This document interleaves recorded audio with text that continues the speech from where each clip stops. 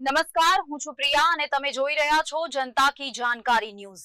નજર કરીએ આજના સમાચાર ઉપર। સુરેન્દ્રનગર જિલ્લા પોલીસ દ્વારા કરવામાં આવેલી આ ખરેખર ખૂબ જ સરાહનીય અને પ્રશંસનીય કામગીરી વ્યાજખોરોના ચુંગાલમાં ફસાયેલા સામાન્ય અને મધ્યમવર્ગીય પરિવારો માટે આ પ્રકારની પોલીસ કાર્યવાહી એક આશીર્વાદ સમાન સાબિત થાય છે।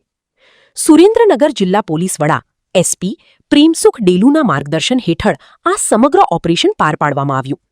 લીંબડી નાયબ પોલીસ અધિક્ષક ડીવાયએસપી વીએમ રબારી અને તેમની સમગ્ર લીંબડી પોલીસ ટીમે આ સરાહનીય કામગીરી કરી છે। વ્યાજના વિષચક્રમાં ફસાયેલા પરિવારોનું અંદાજે 70 તોલા સોનું વ્યાજખોરો પાસેથી મુક્ત કરાવીને તેના મૂળ માલિકોને હિમખીમ પરત સોંપવામાં આવ્યું છે। પોલીસના આ માનવતાવાદી અને કડક પગલાંને લીધે સ્થાનિક લોકોમાં ખુશીનો માહોલ જોવા મળ્યો હતો। પોલીસ અધિકારીઓનું પુષ્પગુચ્છ આપીને સ્વાગત કર્યું, પરંપરાગત રીતે સાલ ઓઢાડીને તેમનું ભવ્ય સન્માન કર્યું। વ્યાજખોરો સામે સુરેન્દ્રનગર પોલીસની આ સતત અને કડક કાર્યવાહીના કારણે સામાન્ય જનતામાં કાયદો અને વ્યવસ્થા પ્રત્યેનો વિશ્વાસ અનેક ગણો મજબૂત થયો છે।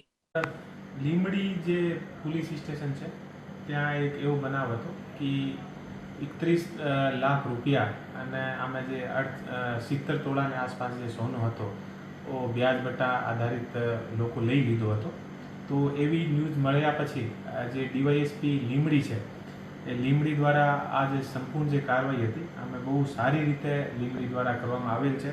જે વિશાલ રબારી દ્વારા અમે શૈલેષભાઈ જીવણભાઈ કાગડિયા કરીને અને કોળી સમાજના એક વ્યક્તિ હતા, આના પરિવારની જે મહિલાઓ હતી આનો ટોટલ 70 તોલા જે સોનો હતો એ લઈ લીધો હતો।